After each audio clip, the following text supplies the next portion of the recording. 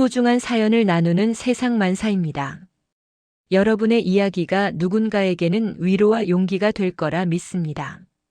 그럼 오늘도 함께 시작해 볼까요? 안녕하세요. 저는 서울 강남구에 사는 35살 강혜나라고 합니다. 지금 이 순간에도 손이 떨려서 키보드를 제대로 두드리기 힘들 정도예요. 지난달 있었던 일인데요. 아직도 믿기지가 않아서 이렇게 사연을 보냅니다. 저는 15년 만에 고등학교 동창회에 갔다가 10,000원짜리 립스틱을 얼굴에 던져 맞았어요. 그것도 제가 가장 친하다고 생각했던 친구한테요. 근데 그 10,000원짜리 립스틱 하나가 7조 원짜리 비밀을 터뜨리고 제 인생을 완전히 바꿔놓을 줄은 꿈에도 몰랐습니다. 저는 원래 지역 방송국에서 PD로 일했어요. 그렇게 나쁘지 않은 직장이었죠. 근데 결혼하고 나서 남편이 제게 부탁을 했어요. 자기는 평범하게 살고 싶으니까 너무 화려하게 살지 말자고요. 남편 김도진 씨는 중소기업 영업팀 과장이었거든요. 연봉이 그렇게 높은 편은 아니었어요. 솔직히 저도 PD 월급 받을 때가 남편보다 많았으니까요. 근데 남편이 그렇게 원하니까 저는 회사를 그만뒀어요. 시어머니도 괜찮다고 하셨고요. 시어머니 심희숙 여사님은 제가 시집 올 때부터 정말 평범한 분이셨어요. 퇴직한 초등학교 선생님이시고 작은 아파트에서 사셨거든요. 시댁 식구들이 전부 소박하게 사는 집안이었죠. 그래서 저도 편하게 적응할 수 있었어요. 화려한 거 별로 안 좋아하시고 검소하게 사시는 분이라서 오히려 편했거든요. 결혼하고 5년 동안 저는 평범한 전업주부로 살았어요. 애는 아직 없고요. 남편 뒷바라지하면서 집안일하고 가끔 동네 도서관에서 봉사활동하는 게 전부였죠. 근데 솔직히 가끔은 답답했어요. 예전에 방송국 다닐 때 동료들이랑 밤새 기획안 짜고 촬영 다니고 그런 게 그리울 때도 있었거든요. 근데 남편한테 말 못했어요. 남편이 너무 성실하게 일하는데 제가 투정 부리는 것 같아서요. 그러다가 지난 3월에 고등학교 동창회 연락이 왔어요. 졸업한 지 15년 만에 여는 거라고 하더라고요. 처음에는 안 가려고 했어요. 옷도 별로 없고 요즘 제 모습이 초라해 보일 것 같아서요. 근데 남편이 가보라고 했어요. 오랜만에 친구들도 만나고 기분 전환 좀 하라고요. 그래서 옷장에서 제일 괜찮은 옷 꺼내 입고 갔죠. 백화점에서 산 지 3년 된 블라우스하고 청바지였어요. 동창회 장소가 강남 한복판에 있는 호텔 레스토랑이었어요. 들어가자마자 분위기에 압도당했죠. 다들 명품 옷 입고 명품 가방 들고 반짝반짝한 액세서리 차고 있더라고요. 저는 그 순간 돌아가고 싶었어요. 근데 이미 몇몇 애들이 저를 봤거든요. 어쩔 수 없이 들어갔죠. 제일 먼저 저한테 온 애가 오유미였어요. 얘는 고등학교 때부터 저랑 제일 친했어요. 같이 밥 먹고 같이 공부하고 방과 후에는 거의 매일 같이 붙어 다녔거든요. 근데 15년 만에 본 유미는 완전히 달라져 있었어요. 머리부터 발끝까지 전부 명품이었어요. 샤넬 트위드 재킷에 에르메스 가방을 들고 있었죠. 어머 예나야. 진짜 오랜만이다. 근데 너 그새 완전 소박해졌네. 유미가 저를 위아래로 훑어보면서 말했어요. 그 눈빛이 좀 이상했어요. 동정 섞인 시선이랄까요. 근데 저는 그냥 웃으면서 넘어갔어요. 응, 요즘 집에서 편하게 지내고 있어. 아, 그래? 나는 지금 엘르 코리아 편집장 하고 있거든. 완전 바빠 죽겠어. 근데 재밌어. 매일 패션쇼 가고 명품 브랜드 관계자들 만나고. 너도 알지? 내가 원래 패션 좋아했잖아. 유미는 자기 얘기를 계속했어요. 어느 브랜드 쇼에 갔는데 어떤 연예인을 봤는데 자기 남편이 건설회사 사장인데 듣다 보니까 자랑하려고 저를 만난 것 같더라고요. 근데 저는 그냥 들어줬어요. 친구니까요. 자리에 앉으니까 다른 애들도 비슷했어요. 다들 자기 자랑하기 바빴어요. 누구는 대기업 다니고 누구는 의사랑 결혼했고 누구는 강남에 집 샀고. 저는 그냥 가만히 앉아서 듣기만 했어요. 제가 할 말이 없었거든요. 전업주부가 뭐라고 자랑할 게 있겠어요. 식사가 나오고 샴페인이 돌았어요. 분위기가 무르익으니까 유미가 슬슬 본색을 드러내기 시작했어요. 그나저나 예나야, 너 남편은 뭐 하신대? 응, 중소기업 다녀. 영업팀 과장이야. 그 말을 하자마자 테이블 분위기가 싸해졌어요. 몇몇 애들이 서로 눈빛을 주고받더라고요. 유미가 입꼬리를 올리면서 말했어요. 아, 그렇구나. 요즘 중소기업 다니기 힘들지? 경기도 안 좋고. 월급은 좀 되니? 너무 노골적인 질문이어서 당황했어요. 근데 대답 안 하면 더 이상해질 것 같아서 얼버무렸죠. 그냥 평범하게 살 정도야. 평범하게라. 요즘 평범하게 살기도 쉽지 않은데. 우리 남편은 미래건설 사장이거든. 요즘 투자 건으로 바빠 죽겠어. 다음 달에 분양하는 오피스텔이 대박 날 거라서. 투자자들이 줄 서 있어. 유미는 자기 남편 회사 얘기를 한참 했어요. 얼마나 잘 나가는지, 얼마나 돈을 많이 버는지. 듣다 보니까 저를 무시하려고 일부러 하는 말 같았어요. 그러다가 디저트 시간이 됐어요. 케이크가 나왔는데 유미가 갑자기 자기 가방을 뒤적거리더니 작은 쇼핑백을 꺼냈어요. 아, 참. 예나야, 너 립스틱 쓰지? 응, 가끔. 그렇지? 근데 너 요즘 화장 안 하는 것 같던데. 입술이 너무 건조해 보여서. 내가 하나 줄게. 유미가 쇼핑백에서 립스틱 하나를 꺼냈어요. 근데 그걸 건네주는 게 아니라 제 앞에 던졌어요. 탁 소리가 나면서 립스틱이 제 접시 옆에 떨어졌죠. 10,000원짜리야. 올리브영에서 샀어. 너한테는 이 정도면 딱 맞을 것 같아서. 우리는 주로 디올이나 샤넬 쓰는데 너는 그런 거 부담스럽잖아. 그 순간 주변이 조용해졌어요. 다들 저를 쳐다보고 있었어요. 몇몇은 피식 웃고 있었고요. 저는 얼굴이 화끈거렸어요. 손이 떨려서 립스틱을 집을 수가 없었어요. 유미야, 이건 좀. 옆에 앉았던 다른 친구가 말했어요. 근데 유미가 손사래를 쳤어요. 왜? 나 진심으로 주는 건데. 예나가 요즘 힘들게 산다길래 조금이라도 도움이 되고 싶어서. 10,000원이면 부담 없잖아. 푼돈이니까. 푼돈이라는 말에 저는 숨이 막혔어요. 그게 돈 액수 문제가 아니잖아요. 저를 완전히 무시하고 깔아뭉개는 거였거든요. 저는 그 자리에서 아무 말도 못하고 그냥 웃었어요. 억지로요. 고마워, 유미야. 잘 쓸게. 립스틱을 주머니에 넣고 자리에서 일어났어요. 화장실 간다고 하고 밖으로 나왔죠. 복도에서 한참을 서 있었어요. 눈물이 날 것 같았는데 참았어요. 여기서 울면 더 비참해질 것 같아서요. 동창회가 끝나고 집으로 돌아왔어요. 현관문을 열고 들어서자마자 눈물이 터졌어요. 거실 소파에 주저앉아서 한참을 울었어요. 왜 이렇게 사는지, 왜 이렇게 무시당해야 하는지. PD 생활 때는 그래도 당당했는데 지금은 아무것도 아닌 사람이 된 것 같았거든요. 그때 시어머니가 방에서 나오셨어요. 시어머니는 원래 우리 집 근처에 혼자 사시는데 가끔 우리 집에 놀러 오세요. 그날도 저녁 먹으러 오셨다가 거실에서 책을 보고 계셨던 거예요. 예나야, 왜 그래? 무슨 일 있었어? 시어머니가 제 옆에 앉으시면서 등을 토닥여 주셨어요. 저는 한참을 울다가 겨우 말했어요. 어머니, 저 오늘 동창회 갔다 왔어요. 근데 너무 창피했어요. 친구한테 10,000원짜리 립스틱 던져 맞았어요. 푼돈이나 모으라고. 시어머니는 한동안 아무 말씀도 안 하셨어요. 그냥 제 등을 계속 쓰다듬어 주시기만 했죠. 그러다가 조용히 말씀하셨어요. 예나야, 나 잠깐 따라올래?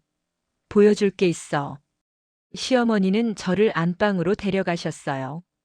안방 한쪽에는 오래된 옷장이 있었는데 시어머니가 그 옷장 뒤쪽을 열더니 숨겨져 있던 작은 금고를 꺼내셨어요.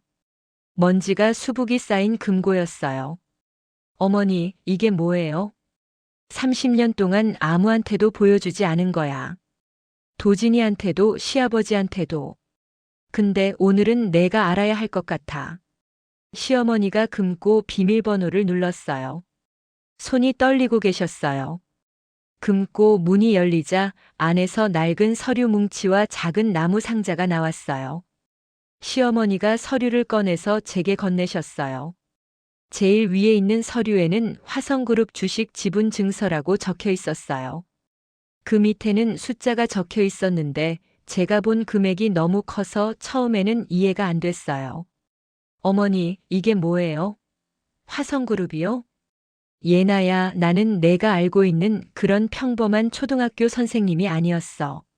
사실 나는 화성그룹 창업주 심재혁의 막내딸이야. 그 말을 듣는 순간 머릿속이 하얘졌어요. 화성그룹이라면 국내 10대 재벌 중 하나잖아요.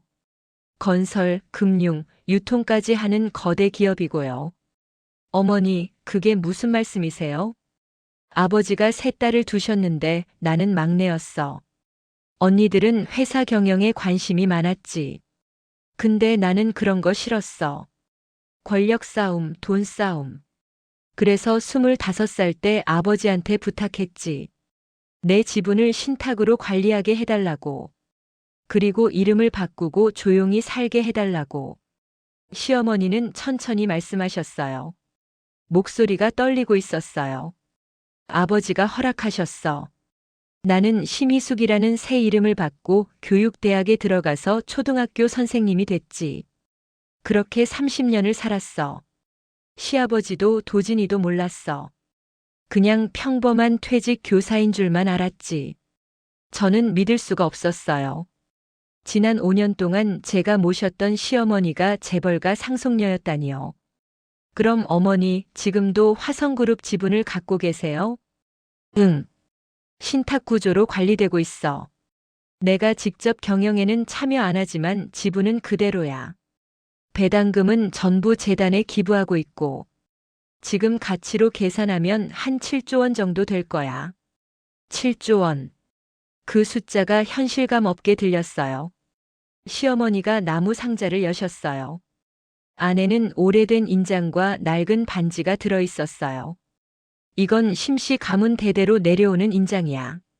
이걸 찍으면 화성그룹 내부에서 실질적인 소유주로 인정받아. 그리고 이 반지는 아버지가 딸들한테 하나씩 나눠주신 거고. 시어머니가 반지를 끼시더니 저를 똑바로 보셨어요. 그 눈빛이 제가 아는 시어머니와 달랐어요. 부드럽고 온화한 눈빛이 아니라 날카롭고 단호한 눈빛이었어요. 예나야, 나는 30년 동안 이 모든 걸 숨기고 살았어. 왜냐하면 평범한 행복이 좋았거든. 권력도 명예도 필요 없었어. 그냥 사랑하는 사람들과 조용히 사는 게 좋았지. 근데 오늘 내가 당한 일을 듣고 나니까 화가 나더라. 내 며느리가 푼돈 모으라는 소리를 들었다는 게. 시어머니가 서류들을 다시 정리하시면서 말씀하셨어요. 남한테 보여주려고 쌓은 부는 가짜야. 진짜 부는 내 사람들을 지킬 수 있는 힘이지. 그리고 나는 이제 그 힘을 쓸 때가 된 것 같아. 그날 밤 시어머니는 서재로 가셔서 몇 통의 전화를 하셨어요. 저는 옆에서 가만히 듣고 있었는데 전화 받는 사람들이 시어머니를 회장님이라고 부르더라고요. 시어머니는 차분한 목소리로 지시를 내리셨어요. 미래건설이라는 회사 알지? 거기 대표 배경 조사 좀 해줘. 최근 투자 유치건하고 자금 흐름. 일주일 안에 보고서 올려. 심 회장님, 특별한 이유라도 있으십니까? 내 며느리한테 함부로 한 사람들이야. 그 정도는 알아야 대응을 하지. 전화를 끊으신 시어머니가 저를 보며 웃으셨어요. 예나야, 걱정 마. 어머니가 다 알아서 할게. 너는 그냥 평소처럼 지내면 돼. 며칠이 지났어요. 저는 그냥 평범하게 지냈어요. 장 보고 집 청소하고 남편 저녁 차려주고. 근데 시어머니는 매일 서재에 들어가셔서 뭔가 바쁘게 하셨어요. 전화도 많이 받으시고 서류도 계속 보시고.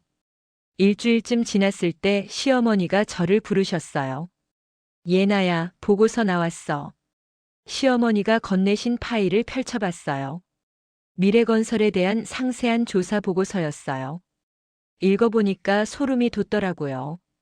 미래건설은 겉으로는 멀쩡한 중견 건설사처럼 보였지만 실제로는 부실한 페이퍼 컴퍼니였어요. 오유미 남편 최민수 대표가 투자자들한테서 돈을 받아서 실제 건설에는 쓰지 않고 개인 계좌로 빼돌리고 있었던 거예요.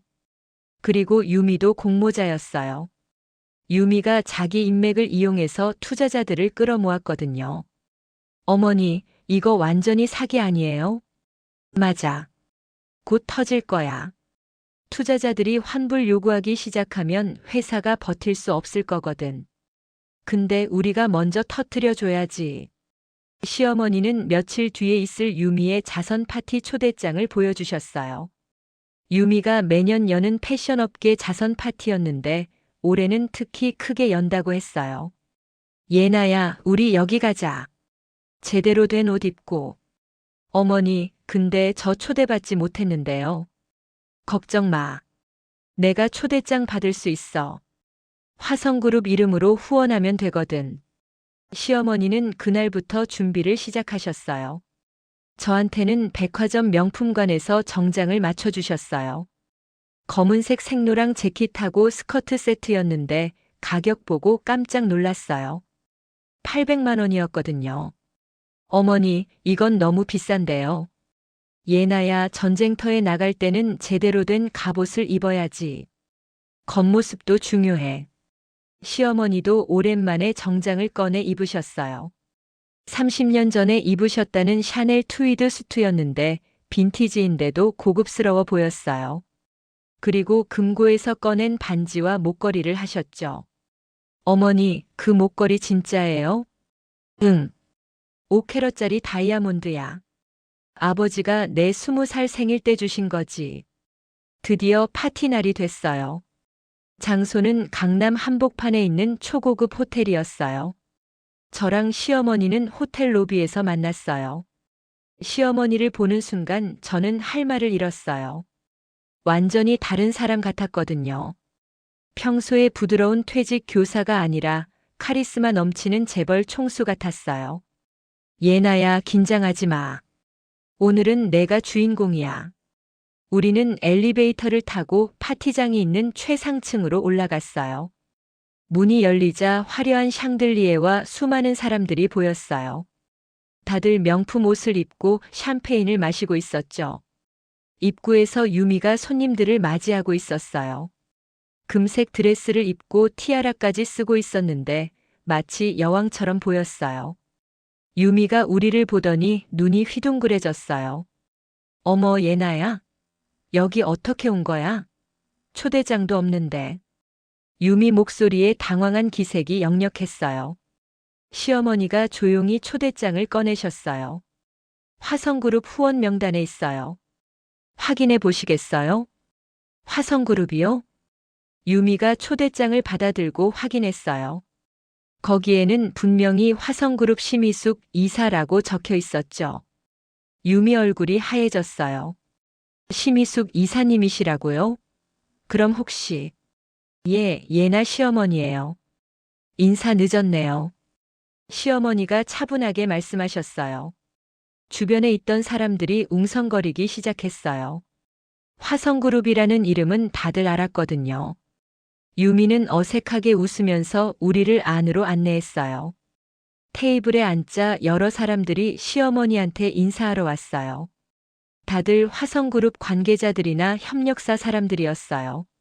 시어머니는 자연스럽게 명함을 주고받으시면서 대화하셨죠. 저는 옆에 앉아서 그 모습을 지켜봤어요. 시어머니가 이렇게 당당한 분인 줄 처음 알았어요. 말투도 달라지셨고 분위기도 완전히 달라졌어요. 파티가 시작되고 유미가 무대에 올라가서 인사말을 했어요. 오늘 이렇게 귀한 분들이 모여주셔서 감사합니다. 올해 저희 자선 파티는 특별히 의미가 있는데요. 저희 남편이 운영하는 미래건설에서 수익금 일부를 기부하기로 했습니다. 박수가 터졌어요. 유미는 우쭐한 표정으로 자기 남편을 소개했어요. 최민수 대표가 무대에 올라와서 인사했죠. 감사합니다. 미래건설은 다음 달 강남에 프리미엄 오피스텔을 분양할 예정입니다. 투자자분들께 좋은 기회가 될 거라고 확신합니다. 시어머니가 제 귀에 속삭이셨어요. 저 오피스텔 프로젝트 허가도 제대로 안 났어. 투자금만 모으려는 거지. 식사가 나오고 분위기가 무르익을 때쯤 시어머니가 자리에서 일어나셨어요. 그리고 가방에서 서류 봉투를 꺼내셨어요. 최민수 대표님, 잠깐 여쭤볼 게 있는데요. 갑자기 시어머니가 말씀하시니까 파티장이 조용해졌어요. 최민수 대표가 어리둥절한 표정으로 시어머니를 봤어요. 네, 말씀하세요. 미래건설 투자 구조에 대해 궁금한 게 있어서요. 지난 6개월간 투자 유치금 83억 원 중에서 실제 건설 현장에 투입된 금액이 12억밖에 안 되던데 나머지 71억은 어디에 쓰신 건가요? 그 말에 파티장이 술렁거렸어요. 최민수 대표 얼굴이 사색이 됐어요. 그게. 그리고 이 71억 중 40억이 대표님 개인 계좌로 이체됐고 15억은 오유미 편집장 명의 계좌로 들어갔어요. 이거 투자 사기 아닌가요? 시어머니가 서류를 테이블 위에 펼쳐놨어요.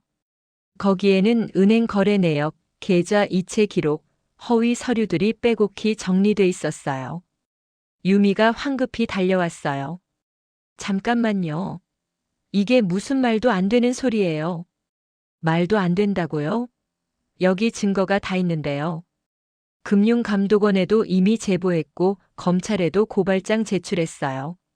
오늘 중으로 수사 들어갈 겁니다. 시어머니 목소리는 차갑고 단호했어요. 유미는 시어머니한테 달려들려고 했는데 그때 호텔 입구 쪽에서 사람들이 들어왔어요. 정장 입은 사람들이었는데 검찰 수사관들이었어요. 최민수 씨, 오유미 씨, 특정경제범죄법 위반 혐의로 긴급 체포합니다. 파티장이 아수라장이 됐어요. 사람들은 비명을 지르고 유미는 주저앉아서 울고 최민수는 도망가려다가 붙잡혔어요. 시어머니가 저한테 말씀하셨어요. 예나야, 이제 나가자. 우리가 볼 건 다 봤어. 우리는 조용히 파티장을 빠져나왔어요. 엘리베이터를 타고 내려오는데 시어머니가 제 손을 잡으셨어요. 예나야, 미안해. 어머니가 진작에 내 편이 되어줬어야 했는데. 아니에요, 어머니. 어머니가 아니었으면 저 평생 그렇게 살았을 거예요. 호텔 밖으로 나오니까 밤 공기가 시원했어요. 시어머니가 하늘을 올려다보시면서 말씀하셨어요. 예나야, 돈이 많다고 행복한 건 아니야. 나도 30년 동안 돈 없이 평범하게 살았지만 행복했어. 근데 내 사람이 무시당하는 건 참을 수 없더라. 그게 진짜 부의 의미야. 내가 사랑하는 사람들을 지킬 수 있는 힘. 그날 이후로 제 인생이 완전히 바뀌었어요. 유미 부부는 재판에 넘겨졌고 투자 사기로 징역 5년을 선고받았어요. 동창들한테는 사과 연락이 폭주했는데 저는 다 거절했어요. 진심 없는 사과는 필요 없었거든요. 시어머니는 저한테 제안하셨어요. 예나야, 너 방송국 PD 했었잖아. 다시 하고 싶지 않아? 하고 싶긴 한데 남편이. 도진이는 내가 설득할게. 내가 하고 싶은 일 하면서 사는 게 중요해. 그게 진짜 행복이거든. 시어머니가 남편이랑 얘기해 주셨어요. 남편은 처음에는 놀랐지만 결국 이해해 줬어요. 어머니가 재벌가 상속녀라는 것도 제가 다시 일하고 싶다는 것도요. 저는 방송국에 복직하는 대신 다른 길을 선택했어요. 시어머니가 설립한 교육재단에서 일하기로 한 거예요. 어려운 환경에 있는 학생들을 위한 장학 사업을 하는 재단이었어요. 저는 거기서 홍보 영상을 만들고 학생들 이야기를 다큐멘터리로 제작하는 일을 시작했어요. 이 일이 방송국 PD 때보다 훨씬 보람찼어요. 제가 만든 영상으로 후원자들이 늘어나고 그 돈으로 더 많은 학생들이 꿈을 펼칠 수 있었거든요. 지난주에 재단 사무실로 택배가 하나 왔어요. 열어보니까 편지하고 작은 선물이 들어있었어요. 재단 장학금 받아서 대학 간 학생이 보낸 거였어요. 예나 선생님, 저는 선생님이 만든 영상 보고 용기를 얻었어요. 가난해도 꿈을 꿀 수 있다는 것을 배웠어요. 감사합니다. 그 편지를 읽으면서 눈물이 났어요. 행복한 눈물이었어요. 어제는 시어머니랑 같이 차 마시면서 얘기했어요. 어머니, 그때 유미가 던진 립스틱 아직 갖고 있어요. 왜? 버리지 그랬어. 아니요. 그 립스틱이 제 인생을 바꿔줬잖아요. 그게 없었으면 어머니의 진짜 모습도 몰랐을 거고 제가 정말 하고 싶은 일도 찾지 못했을 거예요. 시어머니가 웃으셨어요. 그래, 어떻게 보면 유미한테 감사해야 하는 거네. 맞아요. 근데 어머니, 하나 궁금한 게 있어요. 유미 조사하신 거 얼마나 걸렸어요? 이틀. 이틀이요? 응. 화성그룹 금융팀이 움직이면 이틀이면 충분해. 30년 동안 안 쓴 힘이었는데 쓰려니까 생각보다 쉽더라. 시어머니는 장난스럽게 웃으셨어요. 저도 따라 웃었죠. 지금 저는 행복해요. 명품 가방 없어도 강남집 없어도 화려한 직함 없어도요. 제가 하고 싶은 일을 하고 사랑하는 사람들과 함께 있고 누군가에게 도움이 되는 삶을 살고 있으니까요. 가끔 거울 볼 때 그 10,000원짜리 립스틱을 발라봐요. 색깔이 은근히 예쁘거든요. 바를 때마다 생각해요. 진짜 가치는 가격표에 있는 게 아니라 그 안에 담긴 의미에 있다고요. 동창회에서 립스틱 던져 맞았을 때는 세상이 무너지는 것 같았어요. 근데 그게 제 인생 최고의 전환점이 될 줄은 몰랐죠. 모욕이 축복으로 바뀐 거예요. 유미는 지금 교도소에 있어요. 가끔 편지가 와요. 사과하는 내용이에요. 저는 답장 안 해요. 용서는 했지만 다시 연락할 필요는 없으니까요. 각자 자기 인생 열심히 사는 게 최선이죠. 남편은 여전히 중소기업 다녀요. 승진해서 이제 부장이 됐어요. 월급은 여전히 그렇게 많지 않지만 성실하게 일하는 남편이 자랑스러워요. 시어머니 정체 알고 나서도 남편은 변하지 않았어요. 그냥 평소처럼 열심히 살아요. 그게 남편의 장점이에요. 시어머니는 요즘 재단 일에 푹 빠져 계세요. 30년 동안 숨기고 살았던 힘을 이제는 좋은 일에 쓰고 계시죠. 가끔 화성그룹 이사회에도 참석하시는데 그때는 완전히 다른 모습이세요. 카리스마 넘치는 기업인이시죠. 저는 이제 더 이상 10,000원짜리 립스틱 때문에 울지 않아요. 그 립스틱은 제게 소중한 선물이 됐어요. 제 안에 있던 진짜 가치를 깨닫게 해준 선물이요. 여러분한테 묻고 싶어요. 진짜 부가 뭘까요? 통장 잔고, 명품 가방, 강남 아파트? 저는 이제 알아요.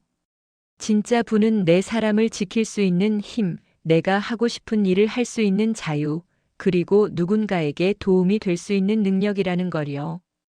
동창회에서 립스틱 던져진 날, 저는 제 인생에서 가장 소중한 것들을 발견했어요. 그게 바로 진짜 부예요. 긴 사연 들어주셔서 감사합니다. 여러분도 각자의 삶에서 진짜 가치를 발견하시길 바랄게요. 영상이 재미있으셨다면 구독과 좋아요, 댓글까지 부탁드리고 오늘도 건강하고 행복한 하루 되시길 바랍니다.